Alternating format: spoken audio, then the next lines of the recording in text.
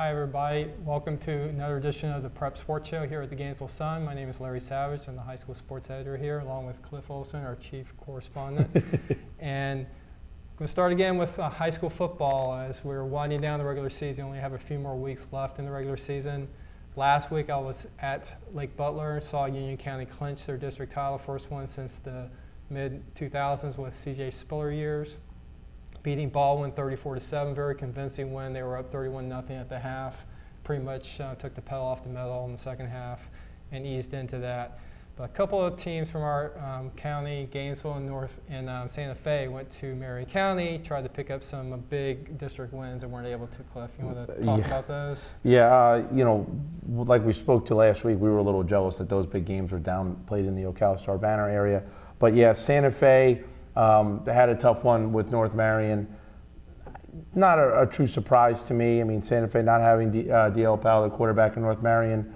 I think they have four Division I prospects on their team. Yeah, they're very talented. But what the bottom line is, okay, that's a loss for Santa Fe, but they should be able to take care of a Bellevue team. And if Eastside takes care of what they need to, we're looking at November 3rd, a Thursday night in Alachua, Eastside versus Santa Fe for that runner-up spot. So that should be huge. Now, Denellen will be rooting for Eastside to win that game if things play out so they can get in on a three-way tiebreaker, if you will. But a little bump in the road for Tommy Keeler's bunch, but they might be a little angry, and I wouldn't want to be Bellevue.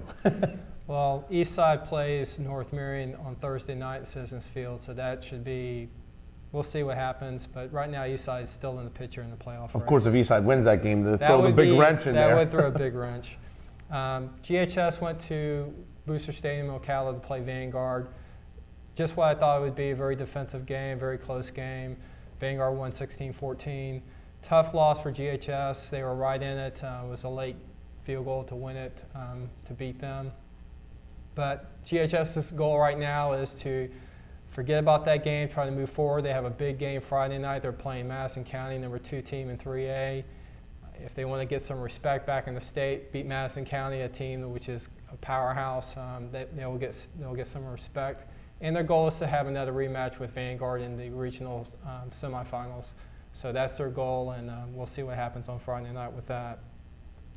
But other games as far as top games for the week, we have that game, and we have Columbia's at Orange Park, which is the only reason that kind of is an interesting game to me is that Columbia is facing their former coach, and Denny Green, who used to coach at Columbia, and they are still in the hunt for a district kind of playoff, state playoff berth, but it would probably Denny Green would probably like to kind of block that if he could. So I did want to tell you, we spoke about this, the Bradford-Keystone game that I was at where Bruce Kirksey actually scored on a 1-yard run with 3 seconds to go. It was by far one of the selfless acts I've ever seen from any football player. Alex Gonzalez, their mighty might of a running back who just carries their load offensively running the ball. He actually told Coach Dickinson, Chuck Dickinson at Keystone with 6 seconds to go, hey coach, we need to put Bruce in and give him the ball. And with 1 yard out, the 6 foot, 15-pound Bruce Kirksey wasn't going to be stopped. Gave them the 1-point win over the rival Bradford, which now sets up if Keystone can battle with South Sumter. I don't know. I think they can. I don't know if they'll win that game. Make things a lot interesting in that district. On top of the fact, Bradford almost beat South Sumter. Right. And Bradford now needs a ton of help to try and find a way to get back in the playoffs. Right, and if South Sumter wins that game against Keystone, they clinch the district. So it's an either or with that. Mm-hmm. Keystone's kind of battling with Mount Dora, and they actually face each other later in the season. So actually, Mount Dora goes to Bradford. Okay, that's right, because they already Yes.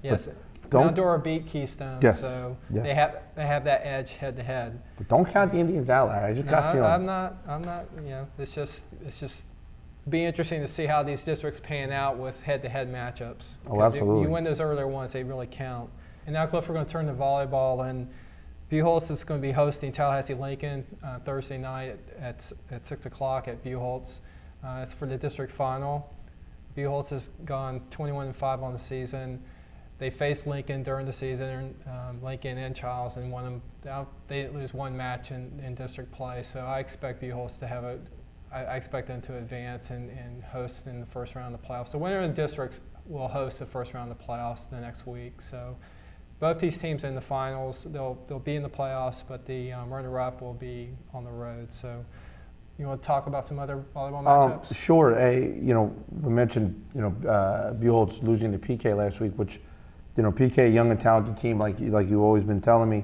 PK gets their 14th, locks up their 14th straight regional playoff appearance by advancing to the final against St. Francis in a rematch of last year's district championship match.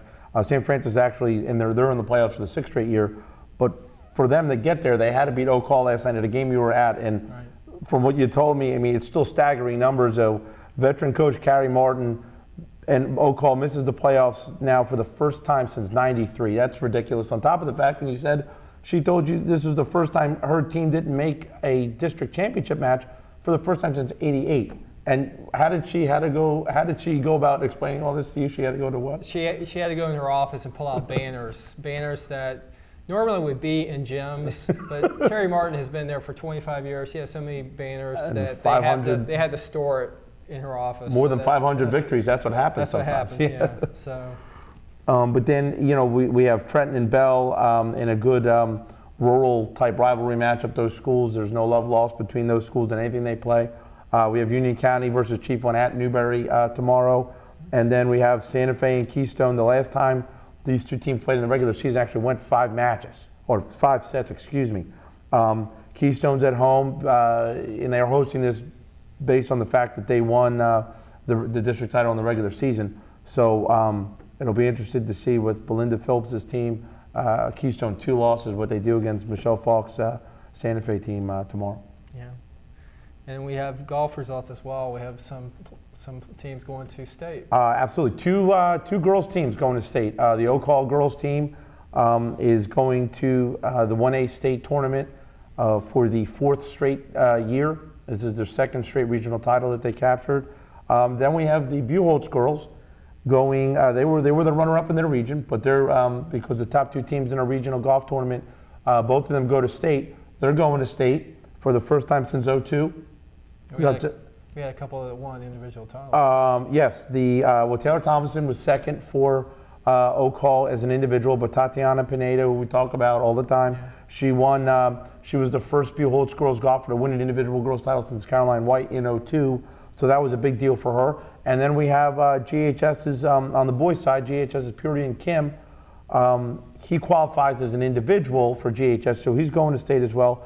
First time. Still in the process of finding out the last time a GHS boys golfer reached state as an individual, but I know it had to have been sometime before 2000, so that's a great accomplishment for that young man. Yeah, in swimming, PK Young had their district meet on Tuesday, actually, on Monday, and PK Young boys finished 4th at district, and the girls actually captured a district title. Cara Williams won individual titles in 200, 500 free. And the boys, Aylin McCullough won the 100 back from PK Young, and they also qualified for some relays as well. So they'll be going on to regionals. And here at Gainesville at Stephen O'Connell Center, there'll be a district meet that will include Gainesville High School and Eastside High School. GHS boys should cruise for a district title. The girls will likely win the district title. It should be a good race for them, but I expect them to win also. And even though, and I know you're a swimmer, Larry, but anyone has never been to a swimming district tournament, a regional tournament, state, it takes a long time, but there's as much drama as anything else when it gets down to the nitty-gritty at the end here, especially with those relays. So that should be an entertaining evening at the O'Connell Center. So we're always looking for feedback from you. So if you have any feedback about us, let us know. You can always get scoring results at preps.gainesville.com. And like us at Facebook, please. Like us at Facebook at Gainesville Preps. And you can follow me at Twitter at SunPreps. And if any suggestions out there for any noteworthy type stuff of any former athlete from this area, please send that in to me and Larry as well. Thanks a lot. We'll see you next week.